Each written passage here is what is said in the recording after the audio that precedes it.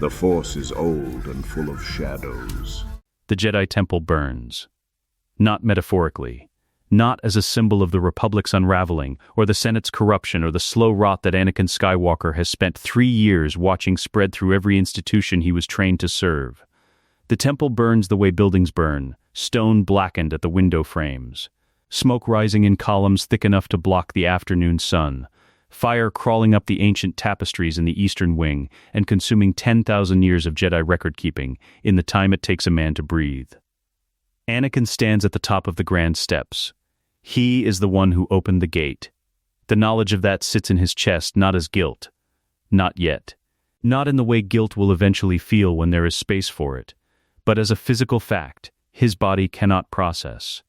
He can feel the temple the way he has always felt it, that low resonant hum of 1,000 force-sensitive minds, the oldest of them a faint silver thread in the weave, the youngest of them bright points of light scattered through the dormitories and training rooms. He has felt this building his entire life. It is the closest thing to a home he has ever had that was not a person. He can feel it dying. Mace Windu is dead. He knows because he watched it happen from 30 centimeters away and did not stop it. Padmé is alive. He can feel her, a warmth at the edge of his awareness that he has never been able to fully explain. The Force's own confirmation that she exists and breathes and carries something inside her that is more light than the temple ever held in all its centuries. That knowledge is the only thing keeping him standing. Behind him, the 501st Legion waits. 240 clones in Phase 2 blue, shouldered armor, organized in assault columns as naturally as men breathe. Because assault columns are what they know, and the 501st does not stop knowing how to be itself, simply because the order it received 3 minutes ago made no sense at all. They are waiting for his command. They followed him here. They followed him in because he walked through the gate and they are his men, and following Anakin Skywalker into a burning building is not the strangest thing the 501st has ever done on a Tuesday. Anakin does not give a command. He stands at the top of the steps and he watches the temple burn and something inside him. Some calculation running beneath conscious thought. Some part of him that has been performing threat assessments since Geonosis and has never stopped, adds everything up. Palpatine told you to do this. The thought arrives flat, declarative, without the emotional coloring that would make it easier to dismiss. Palpatine told you that the Jedi tried to assassinate him. Palpatine told you that Order 66 was necessary.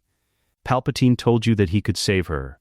He looks at his hands. His left hand is flesh. His right hand is durasteel and synthetic nerve fiber and a black glove. And it does not tremble, because it is a machine, and machines do not process what he is processing right now. He looks at both hands, and he sees the last 20 minutes in them, Mace's wrists, the window, the lightning, the fall. The thing Palpatine said to him in the microsecond before the lightning hit Mace. Good. Not grateful, not relieved. Good. The way you say good to a tool that has performed its function. Behind him, Anakin hears a sound he has heard before and hoped never to hear again. A clone trooper, fighting himself. He turns. Captain Rex is on one knee 4 steps below him. Rex's helmet is off. He pulled it off in the last 30 seconds, which means the chip activated fast, and Rex's instinct was to tear away anything that might constrain him. Which means CT-7567 is still in there somewhere under whatever Palpatine just switched on inside his skull. His blaster is in his hand and it is pointed at the ground, and his arm is shaking with the effort of keeping it pointed at the ground. Tears cut clean lines down dust-covered cheeks. His jaw is set so hard the muscles at his temples have clenched into knots. Rex is losing. Around him, across the full breadth of the 501st formation, the same thing is happening at different speeds. Troopers whose chips activated cleanly are already beginning to raise their weapons toward the temple interior. Troopers with stronger baseline resistance are wavering, helmets tilted, visors tracking Anakin with the fragmented attention of men trying to hold a door shut from the inside. A few, Kix, Jesse, Hardcase's replacement, 3 men from Torrent Company, are still not free. Still, the chip working through their systems like ice through a pipe, slow and inevitable. Anakin looks at Rex. Rex looks at Anakin. His eyes are completely clear. That is what kills him. The eyes are completely clear. Fully Rex, fully present, fully aware of exactly what is happening to him, and exactly what he will do when his arm stops obeying him. The most controlled man in the 501st is watching himself lose control, and he does not look away from his general, and he does not ask for help, because Rex does not ask for help. But his arm is shaking, and the blaster is rising by centimeters, and the look on his face is a sentence that needs no words. Sir, Anakin has 20 seconds. Maybe less. He does not think about whether this is possible. He has never in his life approached a problem by first deciding it might be impossible. He reaches into the Force. He has felt the chips before, once, briefly, when Ahsoka described what she found inside Rex's neural field during the siege of Mandalore. She said it felt wrong. Specific wrongness, the kind that has a shape, the kind that is not illness or injury, but intrusion. He believed her then. He understands now what she meant, because he can feel it himself across 240 men simultaneously, the same shape, repeated, the way a key repeats its cut across copies. Dark side. Sith-coded. Not the dark side as he has known it in battle or in grief, or in the cold mechanical anger that Palpatine has spent 13 years cultivating in him. This is older, more deliberate. Architecture rather than emotion. A structure built into living tissue by someone who understood that the best chains are the ones you grow inside the body. The Force tells him what these are. He already knows what they are. What he understands now, holding them in his awareness all at once, is that they are afraid of him. Not in the way living things are afraid. In the way dark things are afraid of light, the way darkness in a room does not negotiate with the switch. Rex's arm is almost level. Anakin closes his eyes. He does not perform surgery. He does not locate one chip and carefully excise it. He does not have time for precision, and he does not have the training for that particular technique, and it would not matter even if he did. Because what he feels right now is not a healer's controlled touch. It is 3 years of a war he should have ended on the first day.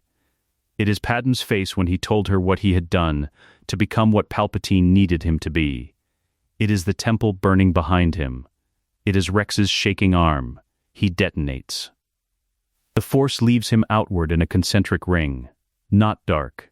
Not the volcanic rage he has trained with for 13 years, but something older than his training. Something that was there before Qui-Gon found him on Tatooine, and something that will be there after everything else about him is gone. It is the thing the prophecy was actually talking about. It moves through 240 bodies in the same moment.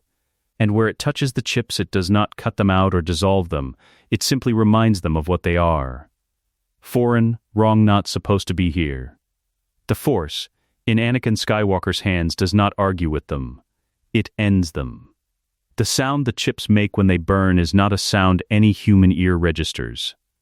Anakin registers it. It is 240 small extinctions, happening simultaneously in the neural tissue of 240 men, and each one feels, to him, like breaking a lock that should never have been installed. The clones drop. Not all of them. The ones whose chips had not yet fully activated stagger, clutch their heads. 3 of them go down on both knees. The ones mid-activation convulse once, and then go still. Rex hits the step with both hands and stays there, head down, breathing like a man who just surfaced from deep water, and Anakin can feel the chip in him extinguish the way the last ember of a fire goes out. Not with drama. Just gone. Silence across the steps. Or not silence. The temple is still burning. Coruscant traffic still moves. The world has not paused, but the 501st is still. Then, Rex lifts his head. His arm has stopped shaking. The blaster is on the step beside his hand, set down at some point in the last 3 seconds, and he is looking at Anakin with the expression of a man taking inventory of a room he just woke up in, confirming the positions of doors, and threats and friendlies with the trained efficiency of someone who has been doing this for a decade. He stands, picks up his blaster, holsters it. "General," Rex says. His voice is completely level. 2 syllables. Military economy. the man who just fought a Sith chip to a draw with nothing but his own will, using his first free breath to report in. Anakin holds his gaze for a moment. "We need to move," Anakin says. Rex nods once, already turning to his men, already assessing who is upright, and who needs 30 seconds and who is ready to march. He does not ask what happened, or where they are going, or why the temple is burning. He is Rex. He will get the briefing when there is time for briefings. Right now there is no time. Palpatine is in the Senate building. The war is not over. And on the steps of the Jedi Temple, in the blue-shouldered armor of the 501st Legion, 240 free men are getting back to their feet. Rex gives the order to form up before Anakin has to ask. That is the thing about Captain CT-7567 that no battle report has ever adequately captured, and no holonet profile has ever come close to conveying. He does not wait to be told what is obvious. The 501st is on its feet. The chips are gone. There is a general standing at the top of the steps, and a mission that has not yet been named but whose shape is already apparent to anyone paying attention. Rex reads all of that in under 4 seconds and begins moving. Torrent Company, left flank. Form on me. Jesse, get a head count. Walking wounded to the rear. Anyone who can't hold a blaster stays with the temple gate and holds position. Kix. Kix is already there. The medic moves through the formation with the focused economy of a man who has triaged battlefields on 5 planets and knows the difference between a man who needs 30 seconds and a man who needs 30 minutes. He does not have 30 minutes to give anyone. He moves fast, and he makes decisions fast, and the troopers who are still kneeling, 4 of them, the convulsions bad enough to leave them disoriented, are assessed, cleared for light duty, told to hydrate and fall in behind Torrent. Rex completes the circuit and arrives back at Anakin's position in 90 seconds. 238 mission capable, 2 are concussed, chip burned hot on the way out. Kix says they'll be functional in 20 minutes. We don't have 20 minutes. No, sir. Rex does not argue the point. They know that. They'll catch up. Anakin looks at the formation. 238 men in blue-shouldered Phase 2 armor, standing in assault columns on the steps of a burning temple, waiting for a general who just did something none of them have words for, and none of them are going to ask about right now. Because the 501st has followed Anakin Skywalker into situations that defied explanation before, and the operational habit of trust does not evaporate just because the explanation would have been medically interesting. They are looking at him, not the way clones looked at him 20 minutes ago, before the chips activated. That easy. Familiar attention of men who know their commander and know what he is likely to say next. This is different. This is 238 men who were just somewhere else inside their own skulls and are now back, fully present, fully themselves, and they are looking at the man who put them back, and the look on their faces is not gratitude exactly. Because gratitude is too soft a word for what happens when a man returns to himself after being taken from himself, but it is close to gratitude, and it is mixed with something harder. Anakin does not acknowledge it. There is no time, and it would embarrass them both. Palpatine ordered this, he says. He says it to Rex, but he says it loud enough to carry. This is not a private briefing. Every man in the formation has a right to the sentence that explains why they are about to do what they are about to do. Rex's expression does not change. Yes, sir. He is not the Chancellor. He is a Sith Lord. He has been running both sides of this war from the beginning. A pause. Not for dramatic weight. Anakin is not a man who manufactures pauses, but because the next sentence requires accuracy. Everything he told you about Order 66, about the Jedi, about the necessity of what we just did here, it was built to put us in this position. His men, his weapons, pointed at the people who were the only real opposition to what he is. Silence across the formation. Not shock. These are not men who shock easily. Processing. The 501st takes new information the way it takes incoming fire. You assess. You adjust. You do not freeze. Jesse speaks from the second rank. What's the play, General? We go to the Senate building. Anakin turns to look at the smoke-thick skyline, the Senate dome visible 2 kilometers distant, its familiar silhouette unchanged and obscene in its normalcy against the burning sky. We go through whatever Fox has in place. We reach Palpatine. We end this. Another beat of silence. Then, from somewhere in the third rank, a voice Anakin doesn't immediately place, the whole Senate Guard plus the Coruscant garrison. "That's a lot of red armor between here and there, sir, it is," Anakin agrees. He does not explain how they get through it. He does not need to. The 501st has assaulted positions with worse odds and less justification on at least 8 separate occasions that Anakin can name from memory. And the troopers know that number too. And the implicit math of it, we've done worse, we're still here, is the closest thing to a battle plan he needs to provide at this stage. Rex, who has been standing beside him performing his own calculation, speaks. Lot availability. Temple hangar. 3 gunships fueled and prepped for the original Temple assault support run. Anakin had seen them on the way in. He catalogs everything on the way in. Pilots are 212th, they won't be 501st, might be chipped. "I'll go first," Rex says, which is his way of saying I'll handle it. Which is his way of saying let me go find out whether we have to fight our way to the gunships or fly them. Because Rex does not announce intent in full sentences when a subordinate clause will do. Anakin nods. Rex gestures to 2 men from Torrent, Sergeant Appo and a trooper Anakin knows as Boost, reassigned from the now diminished 104th, and the 3 of them move at a controlled jog toward the Temple's eastern gate, where the hangar access ramp descends to the landing levels. While Rex is gone, Anakin does the thing he has been not doing since the chips burned out. He reaches for Padmé.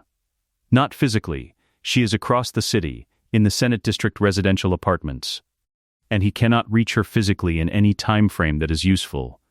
But he reaches in the Force. That specific attention he has carried for 7 years like a compass bearing. The awareness of her that runs underneath every other piece of information the Force gives him. She is there. Alive, frightened, not panicked. Padmé Amidala does not panic, but there is an urgency in her Force presence that tells him she is moving, making decisions, doing what she does when the political situation becomes kinetic. Good, she is safer moving than still. The children are with her. 2 presences, smaller than anything else in his awareness, not yet capable of interacting with the Force consciously, but already legible to it. Bright, stubborn. Already themselves in some fundamental way that he cannot describe but recognizes. He has no words for what it feels like to touch those presences and find them intact. He does not attempt to find words. He breaks the contact and turns back to his men. Kix has finished his circuit. Jesse has the formation tight. The wounded capable troopers from the rear are moving up to hold the Temple gate. Not because Anakin ordered it, but because they assessed the tactical situation themselves, and that is what the situation required. And this, Anakin thinks, is what Palpatine never understood about the 501st. They are not just clone soldiers. They are his clone soldiers. He trained them, fought beside them, and the thing Palpatine used the chips to manufacture, absolute obedience, is also what he had from them freely, because they chose it, because he earned it, and the difference between those 2 things is the difference between a weapon and a brother. Rex reappears at the top of the eastern gate ramp. He gives a thumbs up. 2 gunships, pilots confirmed free. The 212th pilots at this hangar were rotated from Utapau support duty in their chips. For reasons Kix will later theorize have to do with a manufacturing variance in a specific Kaminoan batch, burned less cleanly. One of them is still disoriented. Rex made a command decision about the flight roster. Anakin does not ask what that decision was. If the pilot needed to be benched, he is benched. If he needed to be convinced, Rex convinced him. The gunships are available. That is the outcome. 2 lot eyes. 70 troops each, will be tight, but it'll hold. Rex pauses. Third wave goes on foot. Lower level approach. Tusk and Echo's squad. They know the Senate building service corridors from the infrastructure maps. Anakin looks at him. You pulled the infrastructure maps. Before we left the Temple interior. Rex says it the way he says everything, without inflection, without any suggestion that this was remarkable. Seemed like we might need them, sir, the ghost of something. Not quite a smile, not quite not a smile, crosses Anakin's face. Load up, he says. The 501st moves, not with the mechanical synchrony of chip-controlled soldiers executing a programmed order, but with the specific coordinated efficiency of men who know each other and know their jobs, and have done this enough times that the choreography is interior, instinctual, carried in the muscle memory of 100 previous embarkations on 100 previous mornings before 100 previous fights. Torrent Company splits toward the gunship ramps. Jesse coordinates the third wave ground element. Kix moves with the first wave because Kix always moves with the first wave. Rex falls into step beside Anakin as they cross toward the lead gunship. "Sir," Rex says as they walk. "For the record." Anakin looks at him. Rex keeps his eyes forward. "Whatever you did back there." A pause. The economy of a man who chooses words carefully. "Thank you." He does not wait for a response. He is already calling the gunship pilot on comms, confirming their flight corridor, doing what Rex does, keeping the machine running, keeping the men alive, keeping forward momentum in a situation that has every reason to stall. Anakin boards the gunship. The ramp closes. The engines rise. Through the gunship's side viewport, he watches the Jedi Temple diminish beneath them. Still burning. Still standing, its 5 spires intact above the smoke. He does not look away until it is gone. The Senate building fills the gunship's viewport like a verdict. It has always been massive. Anakin has landed on its platforms dozens of times, walked its corridors in the company of senators and aides and Jedi escorts, sat in its rotunda gallery, and watched the Republic conduct the business of governing a million worlds. But it has never looked like this. The outer landing platforms are lit with the red pulse of combat alert lighting. Figures move along the platform railings in the specific crouched patterns of soldiers taking defensive positions rather than personnel conducting normal operations. 2 crew-served repeating cannons are being dragged into emplacement at the main platform's forward edge, their barrel assemblies tracking the approach corridor with the slow mechanical patience of hardware that does not need to see you to be ready for you. Fox moves fast. Anakin had calculated on that. Counting 4 heavy emplacements on the upper tier. The pilot calls back through the cockpit partition. 2 at RTs on the platform deck, no at T. The pads aren't rated for the weight. Shock troopers on the railings, looks like 2 full companies. Rex is at the viewport beside Anakin, doing his own count. 160, minimum, maybe 200 if Fox pulled from the interior. He does not say this as discouragement. He says it as data. Anakin says, "We don't go through the front." Rex turns to look at him. Echo's ground team, the service corridors. What level do they access the building? Sub-level 4. Maintenance and infrastructure. Comes up inside the building behind the Grand Concourse security stations. Rex already has the schematic in his head. He studied the infrastructure maps in the temple hangar, with the focused intensity he brings to everything he decides matters.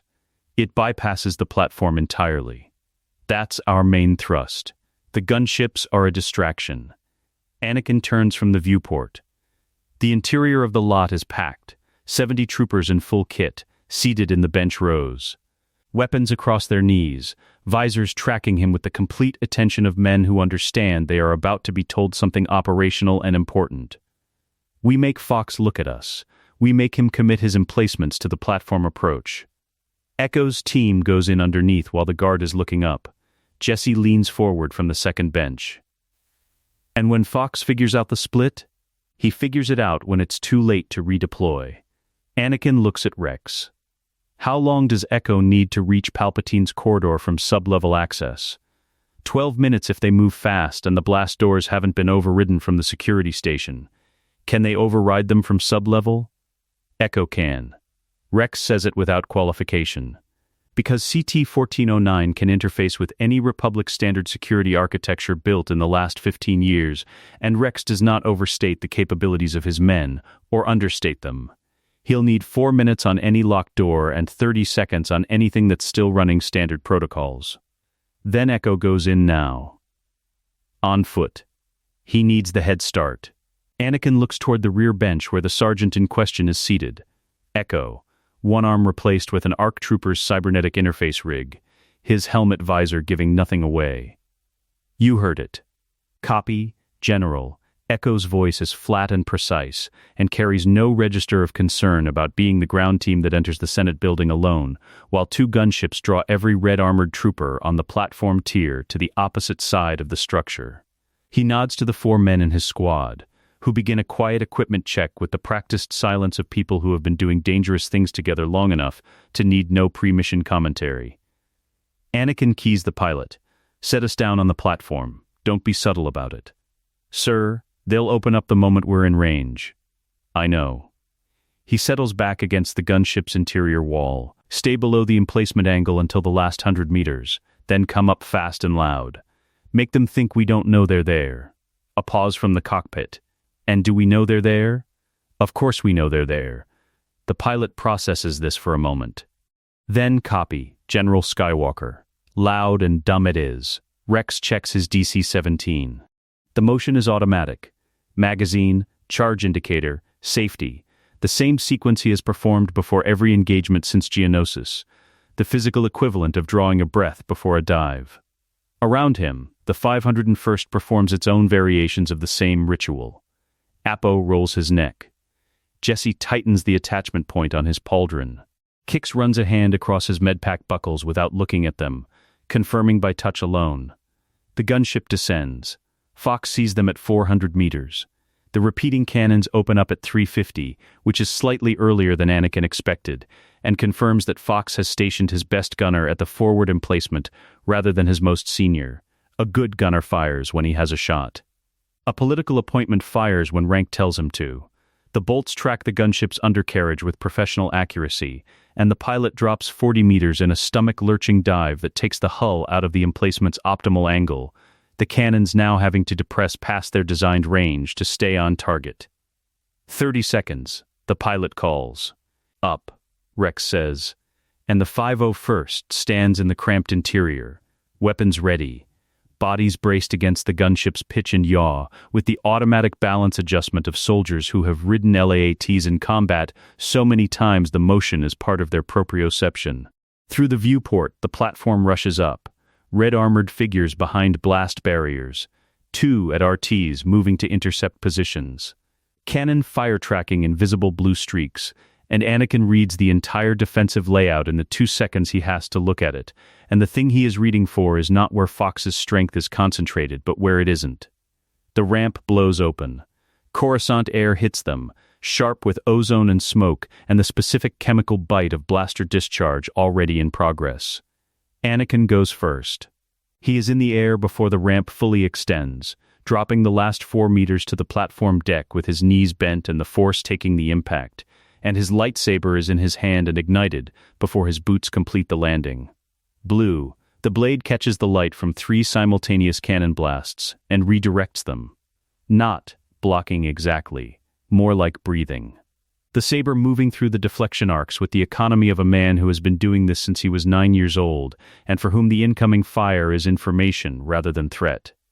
The 501st hits the platform behind him. Fox's shock troopers are good.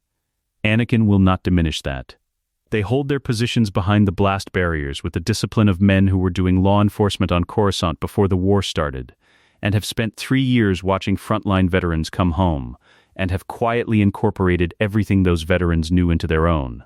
Training. Because the Coruscant Guard may not be the 501st, but they are not amateurs, and Fox does not keep amateurs on his roster. They hold for 90 seconds. The problem, the tactical reality that Fox has already computed from his position somewhere inside the building, watching the platform feed on a security monitor, is that the 501st is not a law enforcement unit. They are not a garrison force, or a ceremonial guard, or a rapid response team. They are the most decorated assault infantry in the Grand Army, hardened on 22 confirmed major engagements, led by a Jedi who is currently redirecting cannon fire with a lightsaber, and moving across the platform not in a straight line, but in the specific unpredictable lateral pattern that makes targeting algorithms fail. Because the algorithm assumes the target wants to survive the crossing, rather than just survive long enough to reach you. The first blast barrier falls in 40 seconds, the second in 70. The AD-RTs are more trouble. They are mobile and their chin guns can track faster than the crew-served emplacements, but Rex puts a detonator under the lead unit's right leg joint, and the machine goes down sideways and takes the second one with it, in a collision that removes both from the engagement. 90 seconds after the ramp opened, the platform tier is secure. Anakin is already moving toward the building's main entry.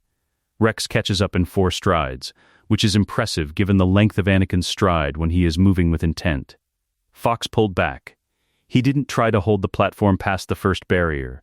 He's not trying to hold the platform. Anakin pushes through the entry blast door, which has been locked from the interior and takes approximately 1.5 seconds to open when a lightsaber cuts the locking mechanism out. He's buying time. He wants us in the rotunda. Rex absorbs this. Choke point. The whole Grand Concourse is a choke point. Elevated positions on every tier. Blast doors at every corridor junction. All of it designed for exactly this. Controlling movement through a large open space. Anakin steps through the ruined blast door into the building's entry corridor. The Grand Concourse opens ahead of them, massive and cathedral quiet and lined with balcony tiers that are not cathedral quiet at all. The red armor of the Coruscant Guard visible on every level. Weapons trained on the corridor mouth. He wants us to come through the front. Then we don't come through the front, Rex says. His comlink chimes. Echo's voice, compressed and flat through the encrypted channel. Sub, level 4. We're in. Blast door on sub 3 is standard protocol. 30 seconds. Moving, Rex looks at Anakin. Anakin looks at the Grand Concourse, the tiers, the balconies, the 100 red-armored figures waiting for him to step into their field of fire, and he makes the calculation that Rex has already made, and the calculation is simple. Fox is looking at the front door. He is not looking at the floor beneath his feet. Tell Echo to move fast, Anakin says, and tell him to be quiet until he isn't. Rex is already on the comlink. The Grand Concourse of the Senate building was designed to inspire awe. Anakin has stood in it before under different circumstances. Diplomatic escorts, ceremonial functions, one memorable occasion when Padmé needed a Jedi presence at a trade delegation and the Council sent him because he was the only knight who would not start a political incident simply by existing in a room with the banking clan. And he has always understood on some level that the architecture was intentional. The vaulted ceiling 4 stories above the main floor, the sweeping balcony tiers that wrap the interior in concentric rings of carved stone and transparent steel, the sight lines that carry a person's gaze inevitably upward, toward the light panels that mimic natural sky, toward the Republic seal inlaid in the ceiling's center in gold and blue. The sight lines work both directions. Every balcony tier is a firing position. There are 6 of them, stacked from the main floor to the ceiling, and the Coruscant Guard has placed 2 troopers at every 10-meter interval across all 6, which means the open floor of the Grand Concourse is covered by approximately 140 weapons at angles that eliminate every conventional approach vector. A frontal advance across that floor would last 11 seconds. Anakin has done the math twice and gotten the same answer both times. Rex is at his shoulder in the entry corridor, studying the same geometry. He's been thinking about this for a while, Rex says quietly. Since before today. Anakin keeps his voice low. The corridor's acoustics are good and the guard on the nearest balcony tier is 40 meters out. But 40 meters in a quiet building is not as much distance as it sounds. Fox ran defensive scenarios on this building. This is not improvised. Rex looks at the ceiling. At the light panels. At the Republic seal in gold and blue. Ceiling's too high for a direct ascent. He'd have troopers on us before we cleared the second tier. We're not going up. Anakin scans the main floor, the decorative pillars, 12 of them, arranged in 2 rows between the corridor mouth and the far rotunda doors. Each pillar is 1.5 meters in diameter. Durasteel core under the carved stone facing. Cover, not concealment. The guard on the upper tiers will have angles over the tops of them, but cover from the mid-level positions. We go pillar to pillar. Tight movement, fast intervals. Make them shift their firing angles continuously. They'll shift. They'll shift slowly. Fox's men are good at static defense. Fast target transitions in a moving engagement are a different skill set. Anakin watches the nearest cluster of red armored figures on Tier 2. They are scanning. Professional, steady, covering their assigned sectors. But their scanning pattern is rhythmic, back and forth across a fixed arc. The kind of pattern that develops in garrison troops who have spent 3 years watching corridors that nothing ever comes down. They're used to the threat being stationary. Rex looks at him. We are not stationary. No, we are not. Behind them, Jesse has the first wave stacked in the corridor. 20 troopers. Tight formation. Shields from the platform skirmish repurposed into a forward defensive line. The shields are not rated for sustained fire from 6 tiers simultaneously, but they do not need to be. They need to be rated for the 3 seconds it takes to cross the interval between the corridor mouth and the first pillar. Jesse, Rex says. Shields up. Staggered advance, 2-meter spacing, no clustering. First pillar on my mark. Jesse relays it down the line in the clipped shorthand the 501st uses in confined spaces, where full sentences are a luxury, and everyone already knows the nouns. Anakin steps to the corridor mouth. He does not use a shield.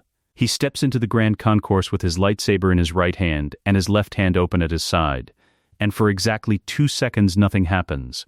The guard on the tiers processes the input, confirms it, reaches for triggers, and in those 2 seconds Anakin is already moving, not toward the first pillar, but laterally, cutting across the open floor at an angle that puts him between 2 overlapping fields of fire, the blue blade moving in a continuous arc that has no fixed position long enough to target. Then the firing starts. The sound of 140 weapons discharging simultaneously in an enclosed stone space is not something the body processes as sound exactly. It is something the body processes as pressure, a wall of it, the air itself percussing with the energy of that much blaster discharge in that much volume, and underneath the pressure is the crackle and snap of bolts hitting stone and durasteel, and the specific sharp hiss of a bolt that passes close enough to feel. Anakin deflects what he can track. He cannot track all of it. He does not try to track all of it. He moves and the movement is the defense, his body never in the position his body was in when the trigger was pulled. The targeting solution always 1 step behind him, the blade working the angles that his peripheral processing identifies as highest probability intercepts, without his conscious mind having to ask. Jesse's shields hit the floor behind him. The 501st crosses the first interval in 3 seconds. 2 troopers take glancing hits. Armor scorched. No penetration. They keep moving. The shields absorb the mid-level fire, and the upper tiers are having the problem Anakin predicted. Their angles are designed for a static target on the main floor, and a moving formation crossing at speed requires them to depress their weapons past the optimal firing arc, which introduces muzzle droop and accuracy degradation, and the specific hesitation of a soldier who has trained for one scenario and is executing a different one. First pillar. The forward element reaches it and stacks. Rex is beside Anakin a half-second later, coming in low and fast from the corridor mouth, with Apo and 4 from Torrent behind him. Second pillar. Second pillar, Anakin confirms. The advance resumes. It is not clean. Nothing about crossing a space defended by 6 tiers of overlapping fire is clean. And the 501st does not pretend otherwise. They move hard and they move fast, and Kix works as he moves, keeping the tally of scorched armor and glancing hits, and 1 trooper from Jesse's squad who takes a bolt to the left pauldron at the second pillar and rotates the arm experimentally, confirms it still works, and keeps advancing. The shields are taking sustained punishment. 2 of them have cracked through the durasteel facing and are functioning as cover rather than deflection, which is not ideal but is not catastrophic because the troopers carrying them knew that was going to happen and positioned accordingly. At the third pillar, Fox adjusts. The Tier 4 balcony repositions, 6 troopers moving from their static sectors to the inner railing, trying to get a downward angle on the pillar positions rather than the open floor. It is the right call. It is what Anakin would do. It opens a gap in the Tier 4 coverage of the left approach corridor, which is not useful to him right now, but it is the first indication that Fox is reacting rather than executing a pre-planned scenario, and reacting is always slower than planning. He's thinning Tier 4, Rex says, watching the movement above them. I see it. Echo. Echo. Anakin agrees. Because the Tier 4 gap is directly above the sub-level access corridor that Echo's team is currently moving through, and if Fox has pulled his Tier 4 coverage to address the main floor advance, then the interior junction that Echo needs to cross from sub-level 3 to sub-level 2 has just lost its overhead security camera coverage. Because the trooper who was monitoring that camera feed is now on the inner railing trying to get a bead on the third pillar. Anakin keys his comlink. One click. The pre-arranged signal. Echo's response comes back in 2 clicks. Understood. Moving the fourth pillar is the halfway point. The rotunda doors are 20 meters beyond the sixth. Behind those doors is the Chancellor's corridor, and behind the Chancellor's corridor is Palpatine's office suite, and behind that door is the end of this. 20 meters of open floor with no more pillars. Rex looks at the gap. That's the kill box. Yes, he wants us to stop at Pillar 6 and see that gap, and decide we can't cross it. Yes, Rex is quiet for a moment. Around them, the 501st is stacked behind Pillars 3 and 4, shields up. The firing from above continuing in the sustained, disciplined rhythm of troops who have been told to hold their rate and conserve their charge packs for a long engagement. Fox is not trying to overwhelm them. Fox is trying to exhaust them. How do we cross it? Rex asks. Anakin looks at the ceiling. At the light panels. At the Republic seal in gold and blue, directly above the kill zone, 40 meters up and perfectly centered. He reaches into the Force and takes hold of the seal. It is not a small object. It is inlaid stone and durasteel. 8 meters across, its anchor points drilled into the structural ceiling 4 decades ago by Republic construction engineers who built things to last. It weighs, at Anakin's estimate, somewhere between 8 and 12 metric tons. He pulls. The ceiling does not come down. The seal comes down, the anchor points shearing with a sound like a capital ship's hull plates separating, a groaning crack that runs through the building's upper structure and drops dust from every tier simultaneously.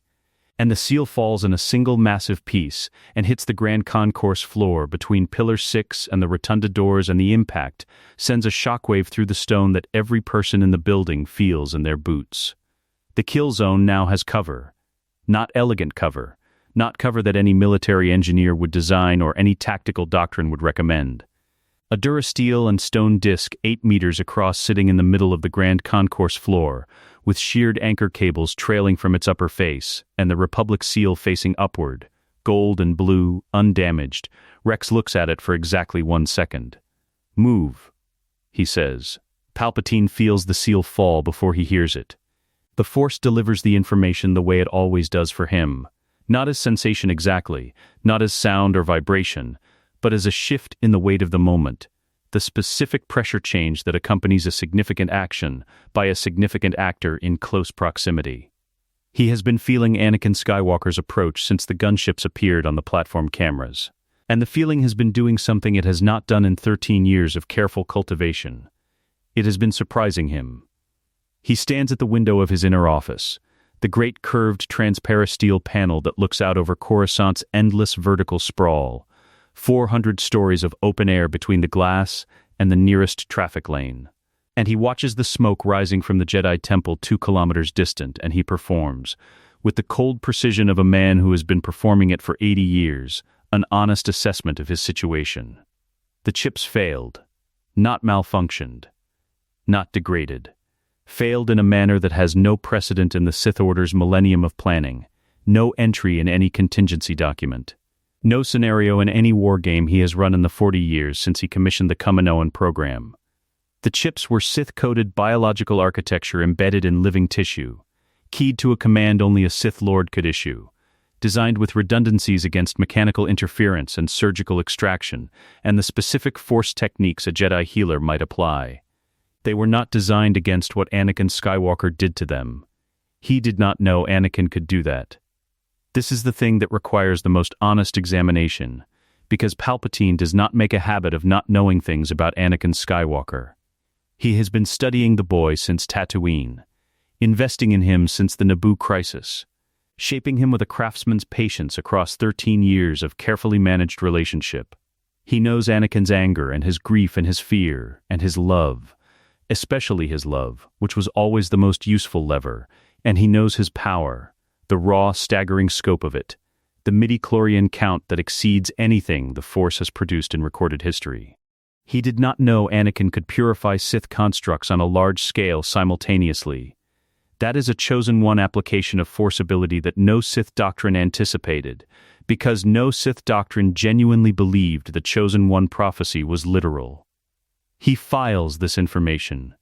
It does not help him now. It will help him if there is a now that continues past the next hour. From the outer office, Commander Fox's voice comes through the security intercom. Clipped, professional, no register of alarm despite what the building's sensor net is currently reporting. Chancellor, the platform tier has been secured by hostile forces. Grand concourse engagement ongoing. I've sealed the Chancellor's corridor blast doors and deployed the Royal Guard to your immediate perimeter. Palpatine turns from the window. How many men do you have between the rotunda and this office? 40 shock troopers on the corridor approach. 6 Royal Guard at the outer suite door. 2 at the inner. A pause, brief, the pause of a professional confirming a number before speaking it. The hostile force is the 501st Legion, sir, led by General Skywalker. Fox says General Skywalker the way he says everything, without inflection, without any bleed of personal response into the professional report. Fox is telling him a fact, not an editorial. Palpatine has always appreciated that about Fox. It is useful, in a commander, to have someone whose chip and whose character are indistinguishable. I am aware of who is leading them, Commander. Yes, sir. Request permission to execute tertiary lockdown, seals the rotunda blast doors from the security station, and isolates the Grand Concourse as a kill box. Do it. Palpatine moves to his desk. Not because he needs anything on the desk, but because standing behind a desk is a posture that organizes thought, and his thought requires organizing. And Fox. Sir, the 501st chip failure. Document it. Whatever sensor data you have on the event. Energy signatures. Timing. The trooper's behavioral transition. Everything. A pause longer than the previous one. Fox processing a documentation request in the middle of a combat operation, which is not a standard command priority sequence. But Fox does not question unusual orders from the Chancellor.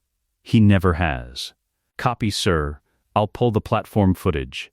The intercom goes quiet. Palpatine sits. The scenario tree he is running is not panicked. Panic is an emotion, and emotions are tools, and he does not apply tools to himself. The scenario tree is cold and fast, and it branches from a single trunk. Anakin is in the building, the chips are gone, and the 501st is between him and the door. Branch 1, Fox holds the corridor. Anakin reaches the outer suite and meets the Royal Guard. The Royal Guard are not clones. They have no chips. Their loyalty is architectural, bred into them through decades of selection and conditioning and the specific identity formation of men who exist solely as an extension of his protection. They will fight. Whether they can stop Anakin Skywalker is a question that branches further. Branch 2. Fox does not hold the corridor. The timeline compresses. The Royal Guard becomes the first and only line. Branch 3. The branch he does not look at directly, but does not pretend does not exist. Anakin reaches this office. He opens the center drawer of his desk. Inside, beneath a false panel of flimsy and data cards, is a lightsaber he has not held in public in 20 years. The blade will be red when ignited. Not Sith red exactly. Not the fractured kyber of the Rule of Two, but a color he has maintained through techniques Plagueis taught him. The crystal's output tuned to a specific frequency that interferes with Jedi deflection timing. He does not take it out. Not yet. Instead, he reaches into the Force. The first thing he reaches for is the external communications array, the Senate building's HoloNet transmitter, hardwired to the Republic's emergency broadcast infrastructure. He has pre-composed 3 different emergency address formats, each tailored to a different tactical scenario. And the one relevant to his current situation is the one he labeled, in the private notation of his own mental filing, internal military revolt. He could trigger it now. A galaxy-wide broadcast from the Supreme Chancellor's emergency channel, announcing that a Jedi-led clone mutiny is in progress, that Order 66 must be accelerated. that all remaining loyal clone commanders are authorized to execute field-grade officers without confirmation and shoot anything that carries a lightsaber. He does not trigger it. Not yet. Because the broadcast requires him to appear compromised, and appearing compromised, even in a scenario he can subsequently explain as a momentary tactical setback, undermines the foundational mythology of the Empire he spent 80 years building. The Emperor must be unassailable.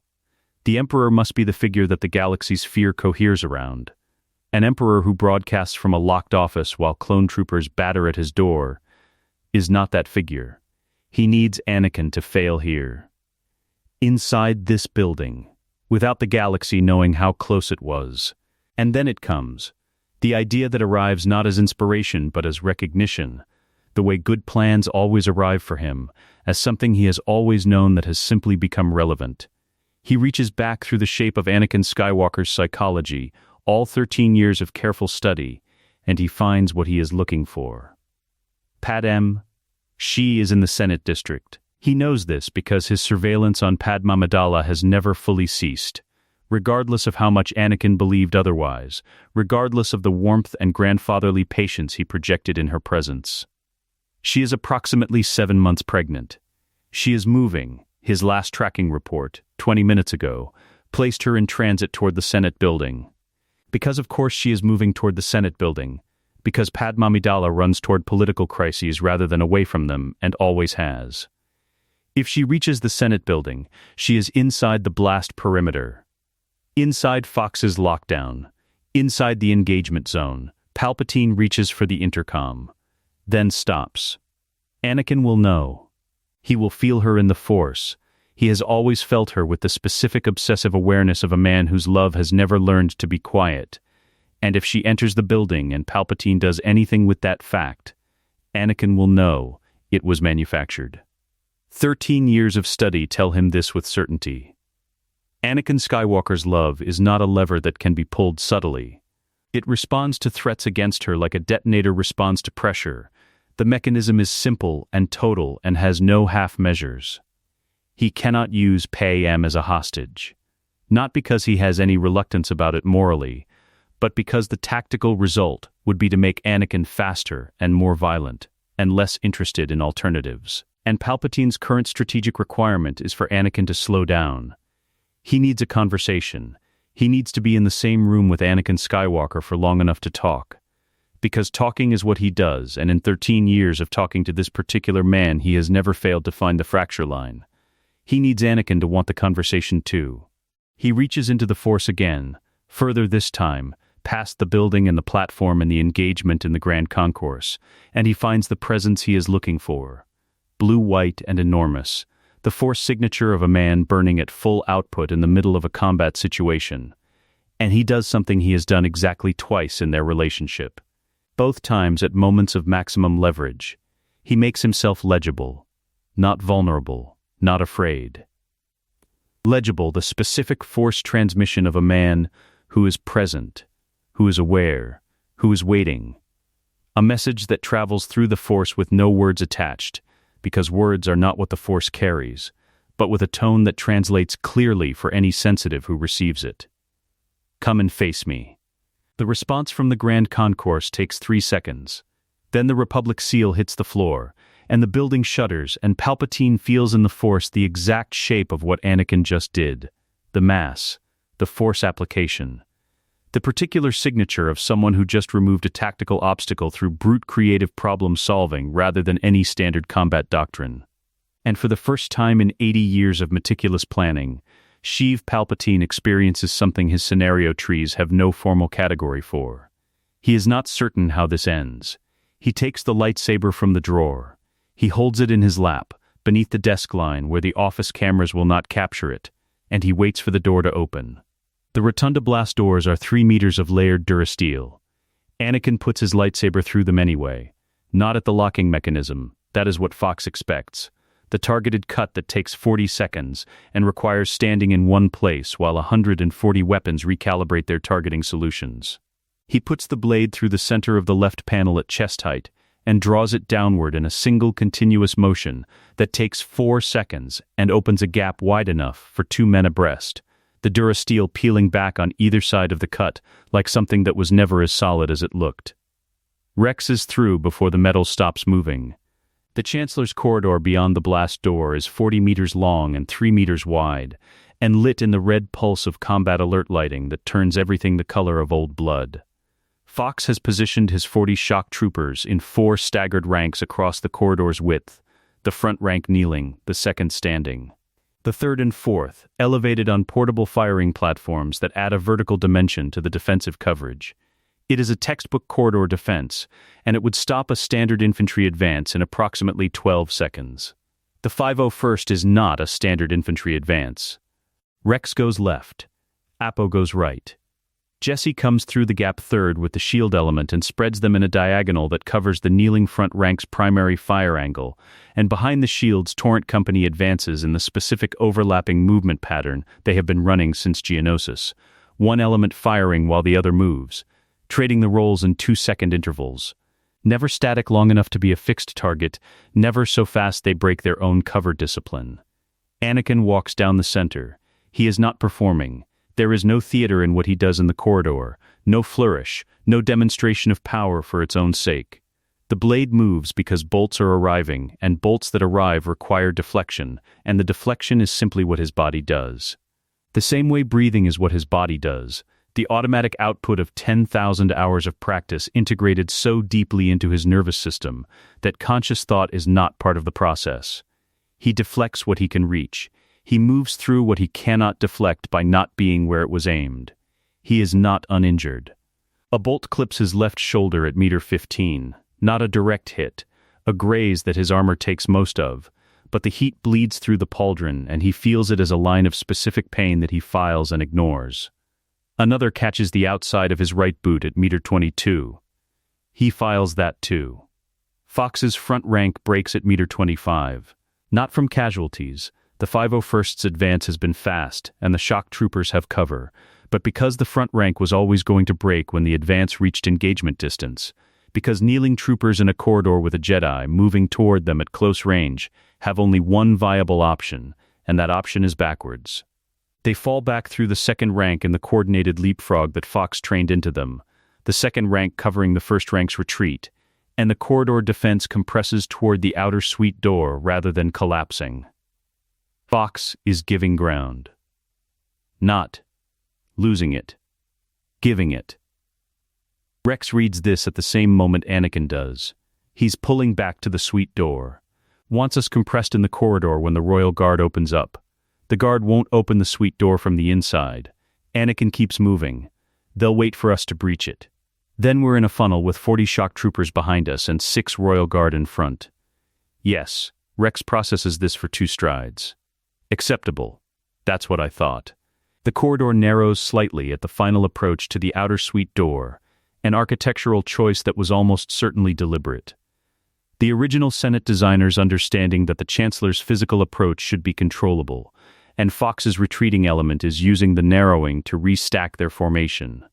The compressed width forcing the 501st advance into a tighter front that reduces the effectiveness of the overlapping fire movement. Rex solves this by going up. The corridor ceiling is 3.5 meters. Rex has a grapple line, and the ceiling has maintenance conduit brackets every 2 meters that are not rated for a clone trooper's weight plus kit, but are rated for it if the trooper in question weighs what Rex weighs and keeps the contact time short. He fires the grapple, catches a bracket, swings across the compressed section at ceiling height, and drops behind Fox's rearmost rank before anyone in that rank has processed what they are hearing above them.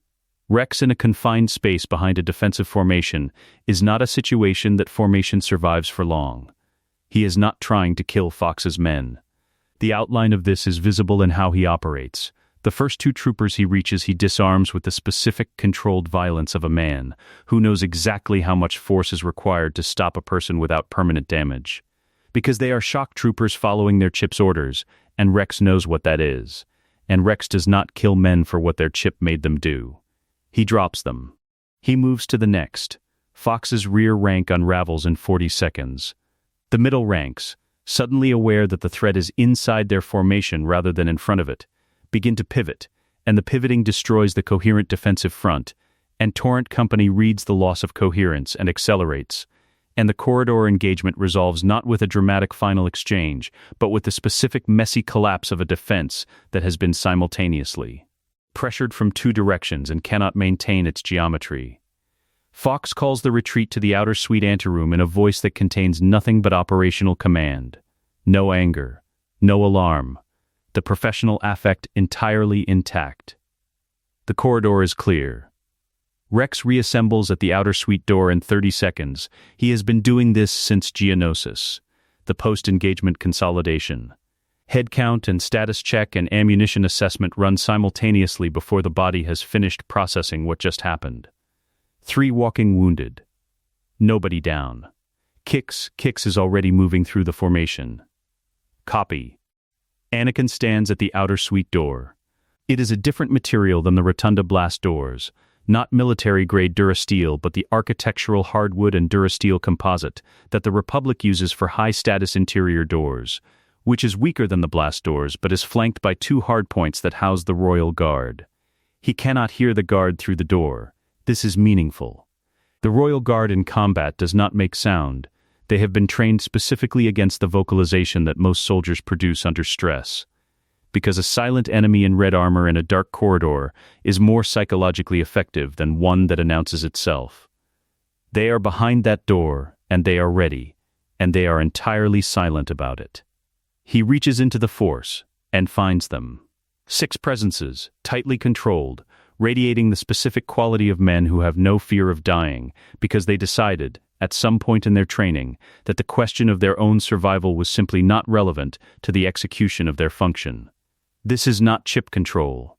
This is not manufactured loyalty. This is the genuine article. Men who have chosen this so completely that the choice has become structural, indistinguishable from their identity. Anakin does not want to kill them. This thought arrives clearly and without sentiment.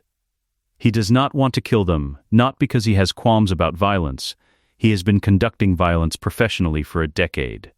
But because killing 6 men who are dying for a lie is a waste of 6 men, and Anakin Skywalker has spent 3 years watching the Republic waste its people, and he is tired of it.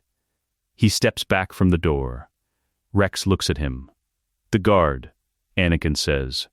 "When we go through this door, we go through fast. Contain. Don't eliminate. They deserve to know what they're dying for before they die for it." Rex considers this for exactly 1 second, the operational risk assessment of a man who is being asked to complicate an engagement by adding a non-lethal constraint. Copy. But if they don't stop, they won't stop. Anakin looks at the door. They'll fight until they can't. So we have to be fast enough that can't happens before kill does. Rex turns to the formation. He speaks quickly and quietly. Non-lethal priority. Stun setting if you have it, disarm and contain if you don't. Anyone who goes for a lethal shot, you answer to me. Move. There is no argument from the 501st. There never is. When Rex speaks in that register. Anakin puts his palm flat against the outer suite door. He feels the grain of the material under his glove. The faint warmth of the building's climate system bleeding through it. The 6 presences on the other side arranged in the positions the Royal Guard have used for 2 decades.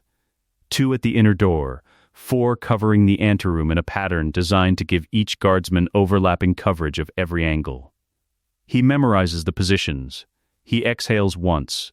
Then he takes the door off its hinges, not with the lightsaber but with the Force, a direct push that blows the entire panel inward and across the anteroom floor, and the 501st comes through the opening behind it before the door has finished sliding, and the Royal Guard, to their credit, are already moving when the door goes, because they are the Royal Guard, and they are never not ready.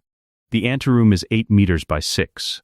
6 men in red armor with force pikes. 238 501st troopers cannot fit in it simultaneously. The first 12 do. It is, by any objective measure, enough. The inner office door opens from the inside. Palpatine does not wait for Anakin to breach it. He opens it himself. Stepping back from the threshold with the unhurried movement of a man receiving an expected guest, And the gesture is so precisely calibrated, so exactly the posture of someone who chose this moment rather than having it forced on them, that the first thing it does is make Anakin stop, not from hesitation, from recognition. He knows this move. He has watched it deployed across 13 years of observation from close range, in Senate chambers and private offices and candlelit dinners in the Chancellor's residential suite, where the old man would open a door or rise from a chair or turn from a window with exactly this quality of controlled deliberateness. This performance of a man who is always, in every circumstance, exactly where he intended to be. He is doing it now. In a locked office, with the Royal Guard unconscious in the anteroom and 238 members of the 501st Legion 30 meters behind his adversary. Anakin steps through the door. Rex starts to follow. Anakin raises one hand, not looking back, the gesture small and flat and unambiguous. Rex stops at the threshold. Anakin does not explain the decision, and Rex does not ask for an explanation because Rex understands, in the way he understands most of Anakin's decisions, that this is not impulsiveness, this is strategy. Whatever happens in this room in the next 3 minutes, it happens between Anakin and Palpatine, and a room full of blue-armored troopers makes the wrong kind of conversation impossible. The office is exactly as Anakin remembers it. The curved desk, the high-backed chair, the great transparent steel window behind it, Coruscant's 400-story drop an indifferent backdrop to whatever is about to occur in this room. The light is lower than normal. The combat alert lighting has reduced the ceiling panels to a dim red-tinged ambient that turns everything slightly wrong. The familiar geometry of the office made strange by color. Palpatine stands behind the desk. His hands are folded in front of him. His yellow eyes, not disguised now. No pretense of the kindly elderly Chancellor, the mask entirely abandoned. Track Anakin across the room with the specific quality of attention that Anakin has felt before and always mistaken, until recently, for affection. It is not affection. It is the attention of a man assessing a problem he has encountered before and believes he knows how to solve. Anakin, Palpatine says. His voice is the voice from the opera house, from 100 private meetings, from the bedside manner of a man who made himself available at every crisis point of Anakin's adult life, and whose availability Anakin mistook, for 13 years, for genuine care. The voice is warm and carries the weight of long familiarity, and it lands in Anakin's chest with the specific cold feeling of a hand, reaching for something that is no longer there. "You open the door," Anakin says. Of course. Palpatine moves, not toward him, a slight lateral shift, the desk remaining between them. You would have destroyed it otherwise. This way we have a conversation instead of a demolition. We're going to have a conversation either way. Yes, the old man's head inclines slightly. We are. Though I confess the terms are not what I would have chosen. His eyes move, briefly, to the lightsaber in Anakin's hand, still ignited, the blue blade painting the room's red light into something more complex. You could extinguish that. We are speaking. Anakin does not extinguish it. Palpatine accepts this with a small movement that is not quite a shrug. He moves to the window instead, the great curved panel of transparent steel, and he looks out at the city the way he always looks out at things he owns, with the flat proprietary attention of a man regarding his assets. The temple is burning, he says. I know. You opened the gate. The knowledge sits behind Anakin's sternum like a coal. I did. And now you're here. Palpatine turns from the window. His expression is not triumphant. That would be too simple. And Palpatine is never simple. It is something closer to genuinely curious, the expression of a man who has encountered data that doesn't fit his model, and is adjusting the model in real time. What precisely do you intend, my boy? The words land wrong. They have always landed slightly wrong. Anakin understood this somewhere below conscious articulation. The my boy that was never quite paternal and was never quite not.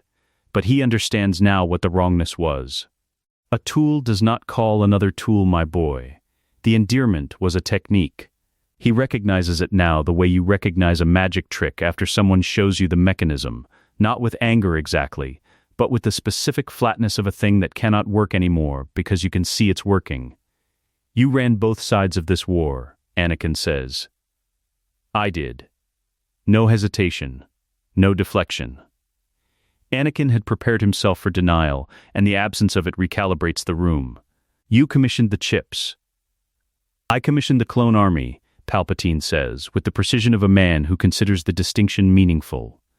The chips were a component of that commission. An insurance policy. Wars are expensive investments, Anakin. One does not make expensive investments without contingencies. You killed fives to protect them. A pause. The first genuine pause. Not a rhetorical beat, but a real one. Commander Fox executed ARC Trooper Fives in the performance of his duty. I provided the relevant command authority. Yes, he is not confessing. He is not performing contrition. He is reporting. The affect of a man who has been accountable to nothing for so long that the concept of accountability has become abstract. Something other people experience. Something he observes from a distance with mild academic interest. Anakin takes 3 steps toward the desk. Palpatine does not move away. Before you do whatever you're about to do, he says, I want you to consider something. Consider it fast. Padmé.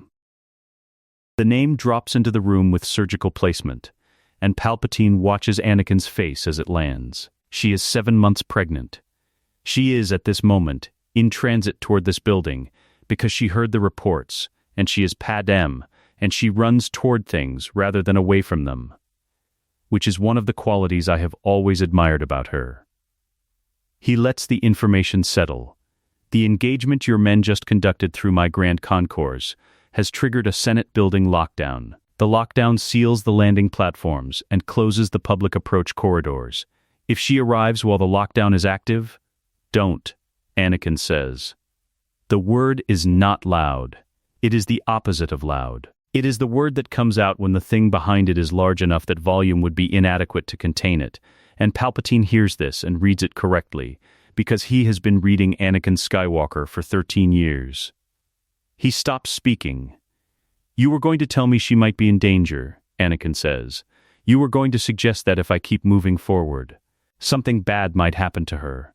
You were going to imply that you have the ability to influence that outcome, and that cooperation from me, some form of it, whatever form you decide is useful, would be in her interest. He holds Palpatine's gaze across the desk.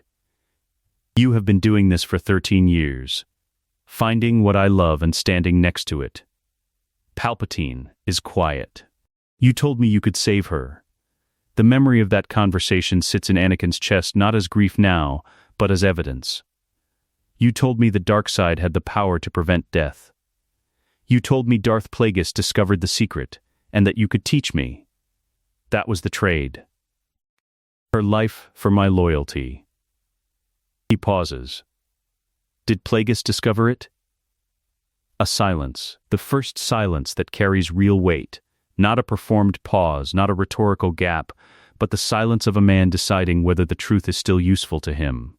No, Palpatine says. The word is almost quiet enough to miss. Anakin absorbs it.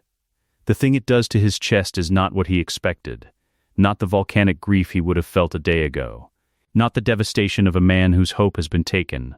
It is something colder, the specific feeling of a structure that was always false, finally showing its falseness, not collapse.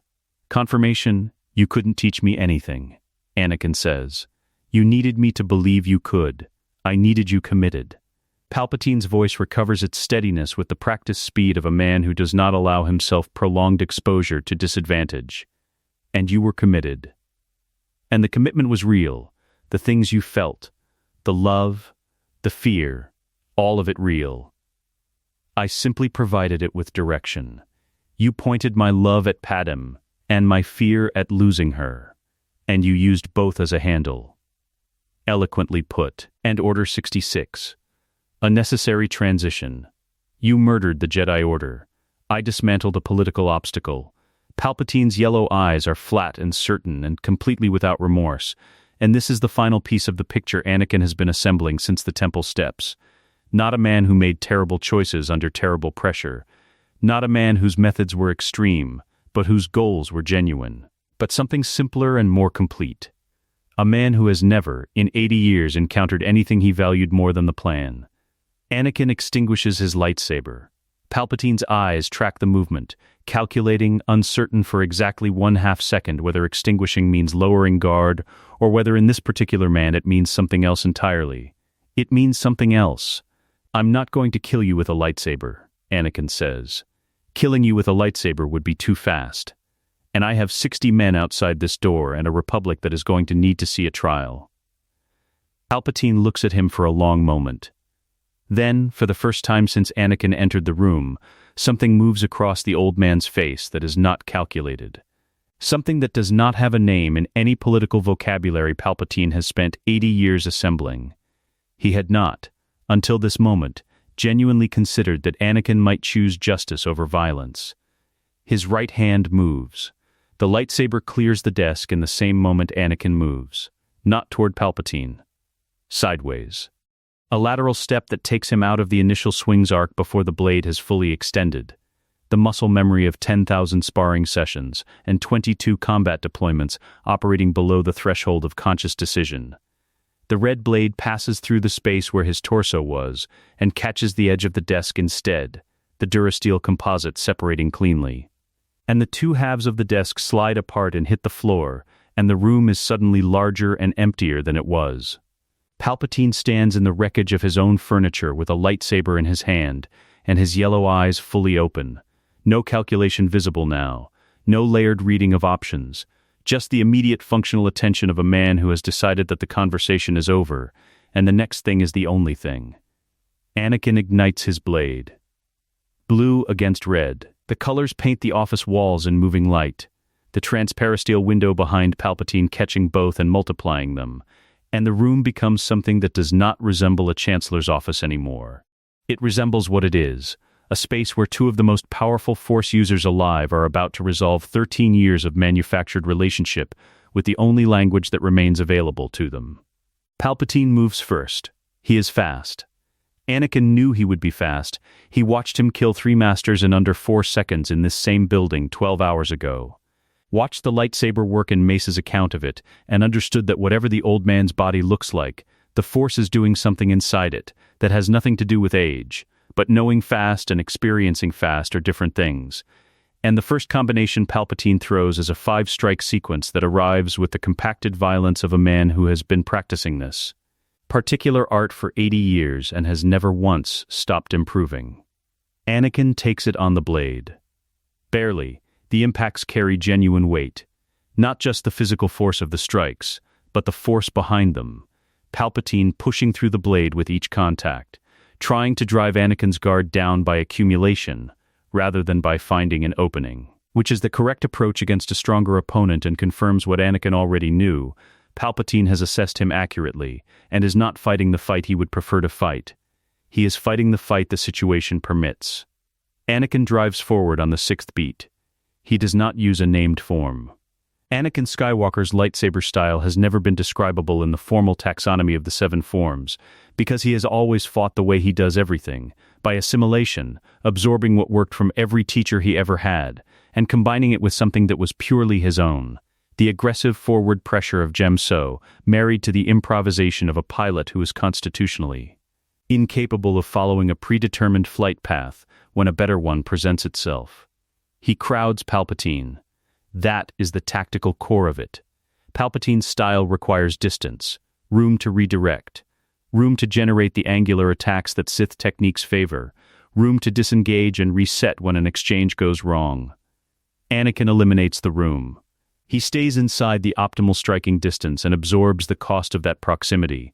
2 glancing contacts in the first 30 seconds, one catching his mechanical right forearm and scoring the durasteel casing, one catching his left side beneath the ribs where the armor has a gap, because the cost of proximity is less than the cost of distance. Palpatine is stronger in the Force than Anakin expected. Not stronger than Anakin. Nothing in the Force is stronger than Anakin, and he knows this now without the false modesty that the Jedi's institutional caution tried to cultivate in him, but strong enough that Force-assisted strikes carry an impact his physical frame alone would not generate, and strong enough that the telekinetic component of his offense is a genuine concern. At meter 40 of the engagement, Palpatine abandons the blade entirely for 2 seconds and throws the shattered halves of his desk at Anakin simultaneously, both pieces arriving from different angles. And the force throw carries enough mass and velocity that deflecting one with the blade means taking the other. Anakin takes the other. The desk half hits his left shoulder, already scorched from the corridor, and drives him into the window. The transparisteel holds. He did not go through it. 400 stories of Coruscant air remain on the other side of the glass, and the glass is intact, and Anakin pushes off it with his free hand, and returns to engagement distance before Palpatine can close the reset window he just created. The door opens, not the inner office door, the anteroom entry, which Anakin left open behind him. Rex comes through it fast and low, his DC-17 in a two-hand grip, and he does not fire because he cannot fire. The engagement geometry at this range puts Anakin in every possible shot, but his presence in the room changes the calculation, and Palpatine reads the change immediately. He disengages. Not in retreat. Palpatine does not retreat. The motion is a pivot. A repositioning, putting the window at his back and the room's remaining space at his front. He holds his lightsaber at a low guard, and he looks at Rex with the specific attention of a man assessing a new variable.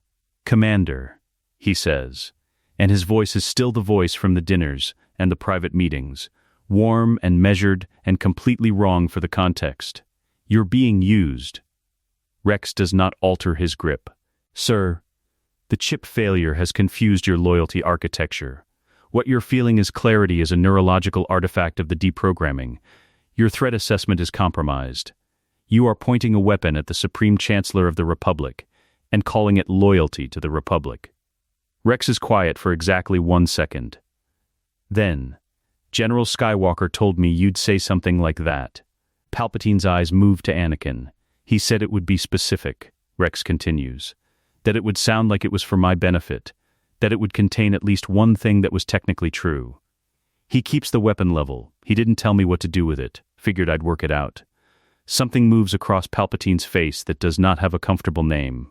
Anakin advances. Palpatine turns from Rex and meets him, and the second phase of the engagement is different from the first. Tighter, faster, the available space reduced by the desk wreckage and Rex's position, and Palpatine fighting with the specific quality of a man who has just acknowledged to himself that the variables are moving against him, and has made the internal adjustment from winning to surviving long. Enough for the situation to change.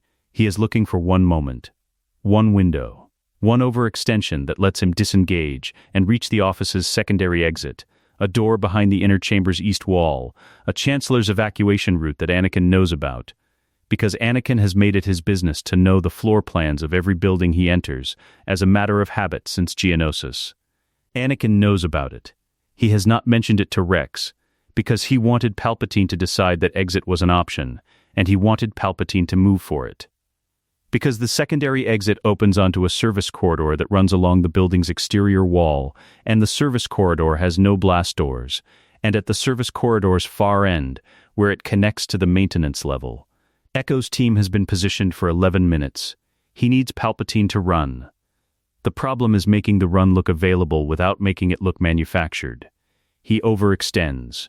Not dramatically. Palpatine is too precise a reader of combat to accept a clumsy invitation, but genuinely, a real overextension on a forward drive that prioritizes power over position.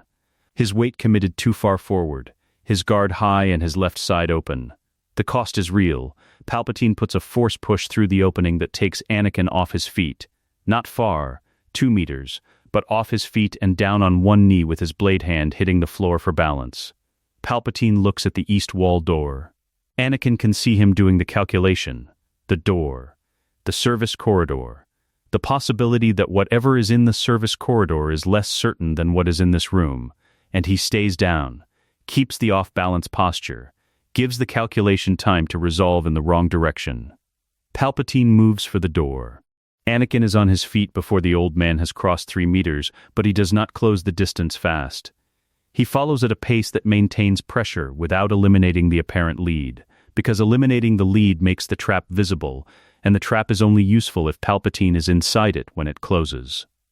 Rex, who has understood the shape of this without being briefed on it. Because Rex has been reading Anakin's combat decisions for 3 years and knows the difference between a genuine stumble and a manufactured one, stays in the office.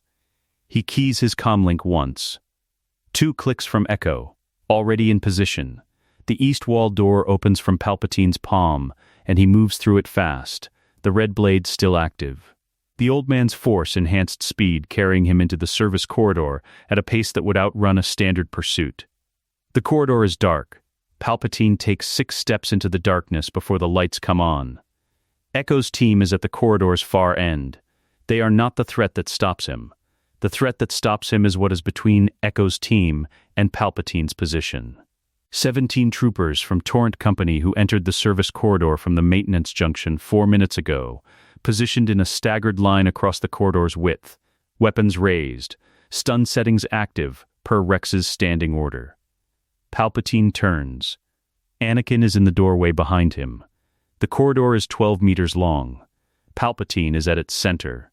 Behind him, Anakin, ahead of him, 17 weapons on stun. The east wall is the building's exterior, which is the transparent steel panel overlooking a 400-story drop, which is not a door. Palpatine looks at Anakin, then at the 17 weapons, then at Anakin again. He does not lower the lightsaber. He is not the kind of man who lowers a lightsaber as a gesture. But he goes still, and the stillness is a different quality than his combat stillness. Not the coiled readiness of a man preparing his next action, but the flat absence of motion of a man whose scenario tree has reached its terminal branches and found them all closed. There are things, Palpatine says, that you do not understand about the governance of a galaxy. Probably, Anakin says. The trial will cover it. He steps into the corridor. Palpatine does not surrender. This is the first thing that becomes clear in the 12 seconds following Anakin's entry into the service corridor, and it becomes clear not through words or gesture, but through the specific quality of stillness that Palpatine holds. Not the stillness of a man accepting an outcome, but the stillness of a man whose next action has not yet arrived at the surface. There is something underneath it. A calculation still running. Anakin can feel it in the Force the way you feel weather changing. Not the rain yet, but the pressure drop that means rain is the only possible next thing. He does not lower the blade. Palpatine's lightsaber is still active between them, its red light filling the service corridor with a color that turns the Torrent Company troopers' blue armor into something dark and complicated. 17 weapons trained on the old man's center mass. Echo at the far end, his cybernetic arm interface already running, pulling corridor security data on a secondary screen projected from his wrist unit. Rex in the office doorway behind Anakin, not entering the corridor, maintaining the rear position without being asked.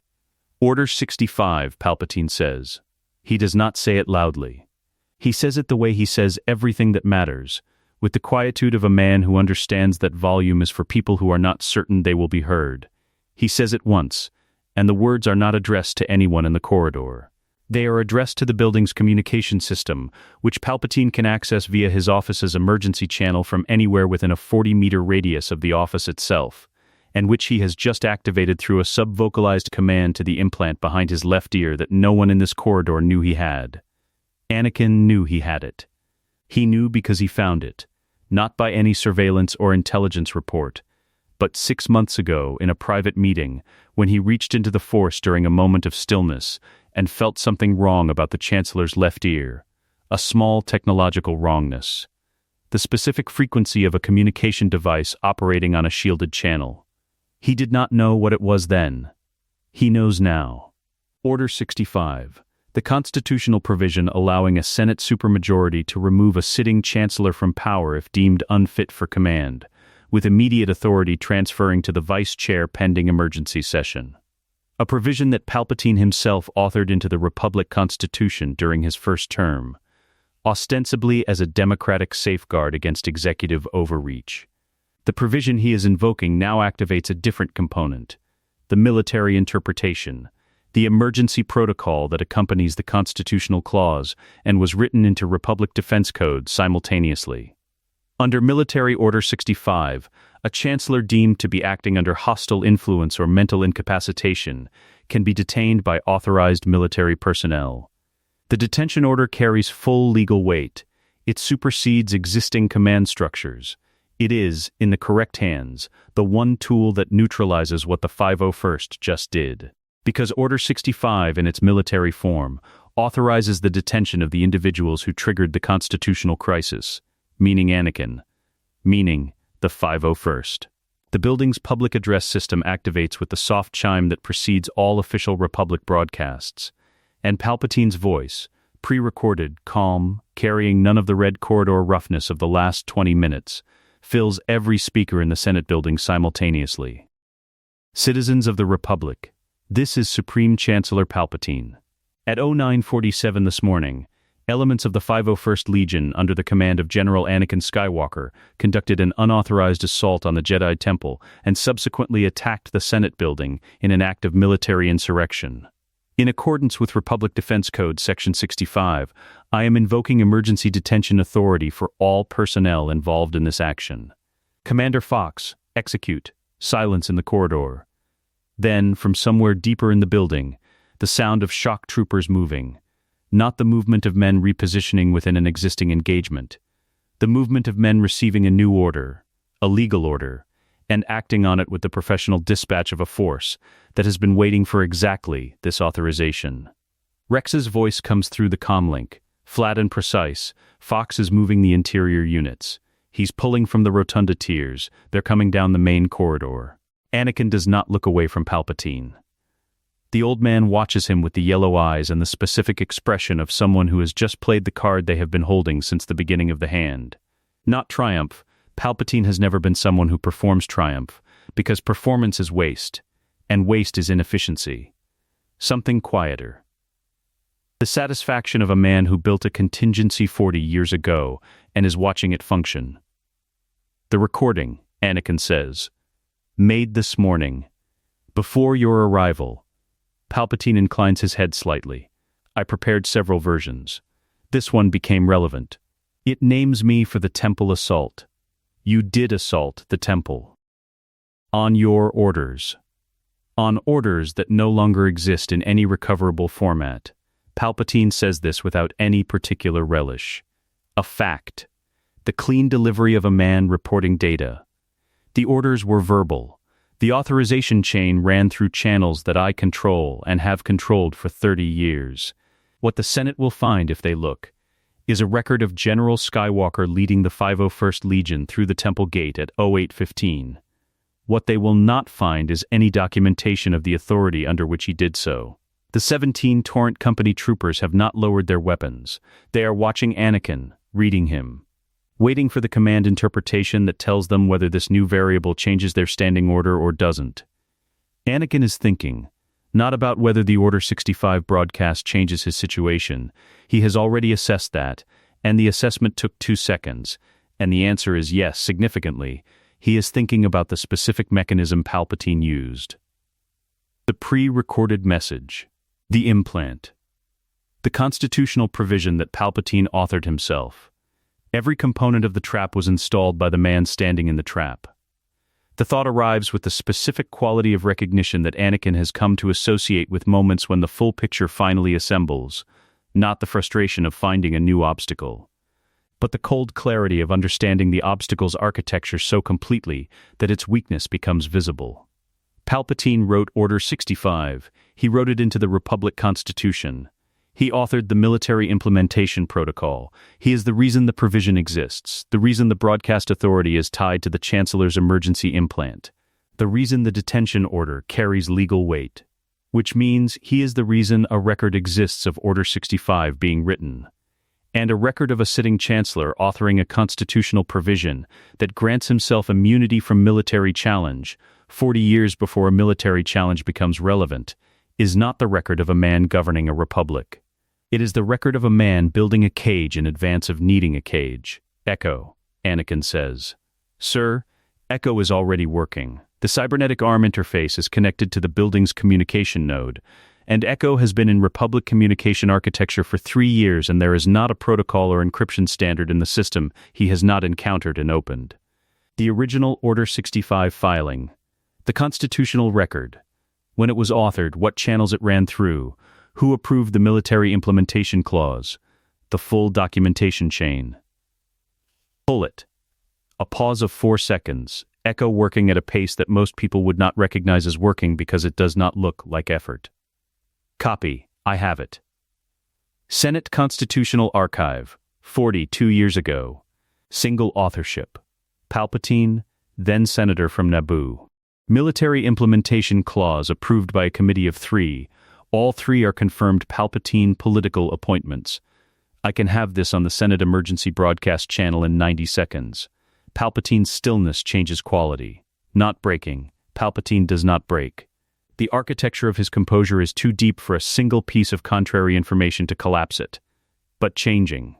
Adjusting. The scenario tree updating in real time. Branches closing. The calculation running harder. The Senate, Anakin says, is going to want to understand why the man invoking Order 65 is also the man who wrote Order 65 for this exact contingency. He takes one step toward Palpatine. You built a legal trap and put your own name on the documentation. 42 years ago. When you were still a senator from Naboo. The provision is constitutionally valid regardless of its origin. The provision is constitutionally valid.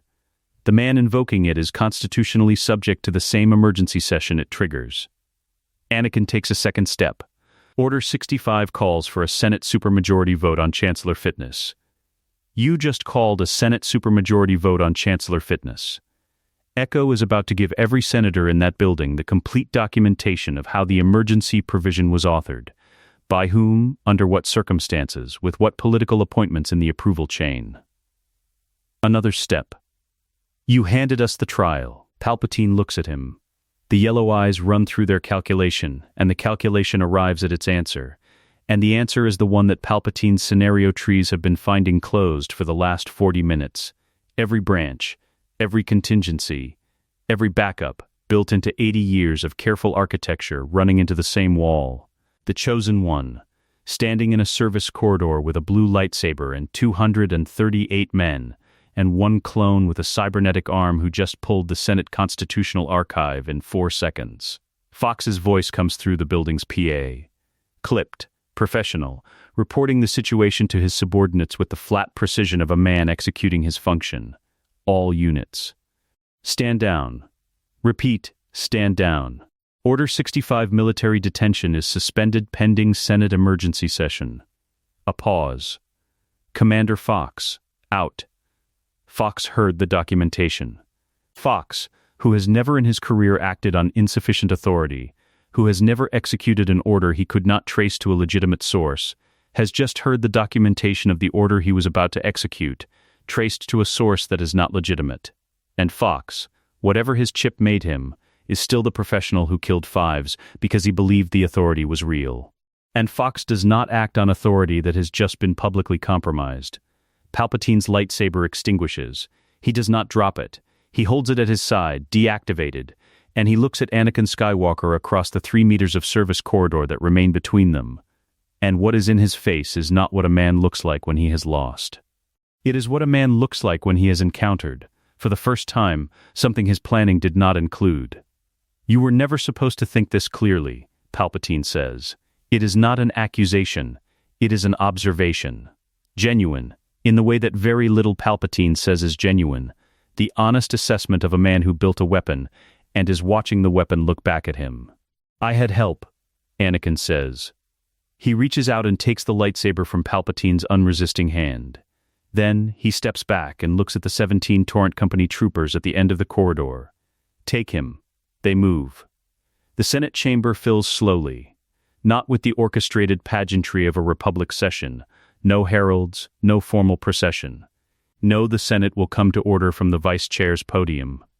Senators arrive the way people arrive when the building they work in has just been the site of a military engagement, and the smoke from a burning temple 2 kilometers away is still visible through the rotunda's upper windows. In ones and twos. In clusters of aides and security details. In the specific confused urgency of people who have received 3 contradictory reports in the last hour, and are here because being here is the only way to find out which one was true. Mas Amedda stands at the podium and says nothing.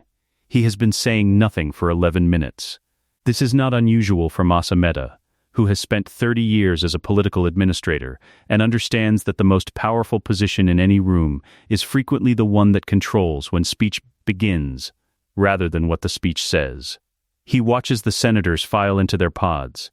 He watches the pods extend into the rotunda's central space.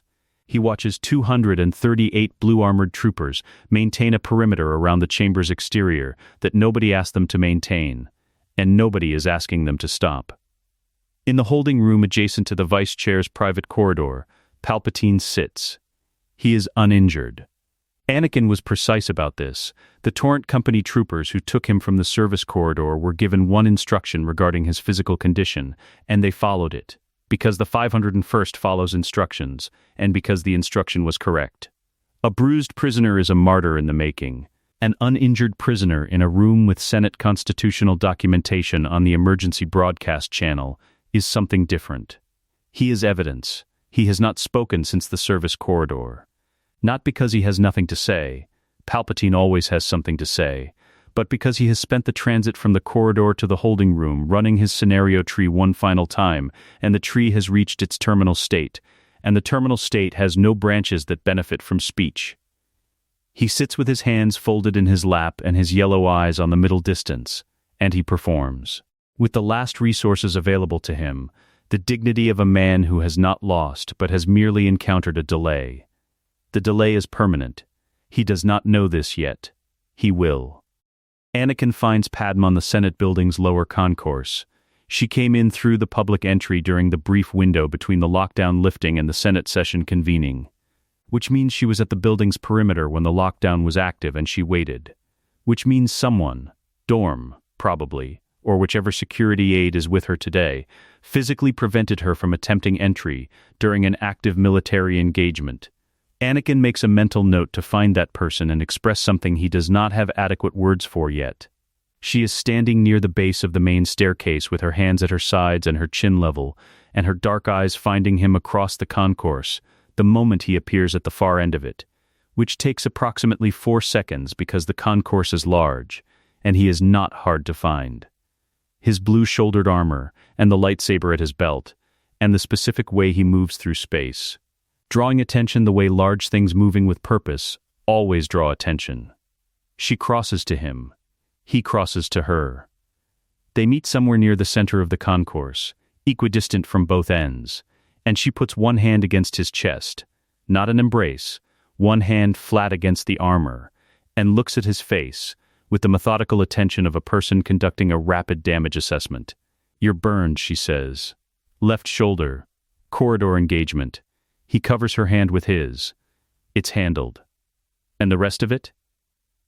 Being handled. He looks at her face, the tiredness in it, the controlled fear that she has been managing since whatever she heard on the Senate newsfeed this morning, the specific quality of relief that is not relief yet because it cannot be relief until she has confirmed with her own eyes that the person she was afraid for is standing in front of her intact. He knows this look. He has put it there before. More times than he wants to count. "I'm sorry you were outside during the lockdown. I've been in worse lockdowns." She says it without any particular lightness, because it is simply true. Padmé Amidala's biography contains worse lockdowns going back to Naboo when she was 14 years old. Anakin. Yes. Is it over? He thinks about the holding room, about the Senate chamber filling, about Fox, who stood down his units without being ordered to by the Chancellor, whose decision to trust documentation over authority is going to be the most important military decision made on Coruscant today, by someone who is not Anakin Skywalker. About the constitutional record on the Senate emergency broadcast channel and Mace Windu at the podium, and the senators who are, at this moment, reading what Echo pulled from the archive. "It's over," he says. She exhales. Just once, small and controlled, the breath of someone releasing something they have been holding in their chest for a long time. Her hand stays flat against his armor. He puts his palm against her abdomen. The children are there, both of them, bright and immediate, the Force delivering their presence to him, with the same simple directness it always has. 2 lives that are entirely themselves already, in a way he has no formal language for. The baby on the left kicks, once deliberate, with the specific energy of a person who is where they want to be, and is communicating this. He does not say anything. Neither does she. The concourse moves around them, aides and security personnel and Senate staff crossing in both directions with the purposeful confusion of an institution that has just survived something significant and is figuring out what comes next. And in the middle of all of it they stand still, and the stillness is its own kind of statement. The Senate session lasts 4 hours. Anakin is not present for most of it. He is in the medical bay on the building's 3rd level, where a Republic surgical droid handles the shoulder burn with the brisk efficiency of a machine that has processed combat injuries since the war started and does not editorialize. Padmé's in the gallery for the full session. She has a vote to cast, and she casts it. The final count is 412-7. The 7 dissenting votes are from senators whose political architecture is so completely built on the old alliance that they would have voted no if the documentation showed Palpatine personally building the Sith temple under the Senate floor, and they know this about themselves. And they vote no anyway, because consistency is the only political asset they have left. The Republic does not become the Empire today. It becomes something that does not have a name yet. A Republic that has survived its own worst contingency and is now in the specific difficult position of an institution that has been saved but not yet reformed, which is harder than being saved and requires more sustained attention than any single dramatic act can provide. Mace Windu, who was Palpatine's tool in ways the documentation will eventually detail, but has not yet fully catalogued, resigns before the session ends. The vice chair, Senator Bail Organa of Alderaan, accepts the emergency executive authority with the expression of a man who was not looking for this and is going to do it correctly anyway. Anakin knows Bail. He trusts him with the specific non-sentimental trust of someone who has watched a person make hard decisions under pressure and noted the quality of those decisions. Bail will be adequate. More than adequate. The Republic will be in functional hands while it figures out what it intends to be. This is enough. For today, this is enough.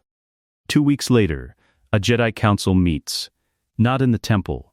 The temple's eastern wing sustained damage that will take months to repair, and the council chamber at its peak is being used as a coordination center for the search and recovery teams working the interior.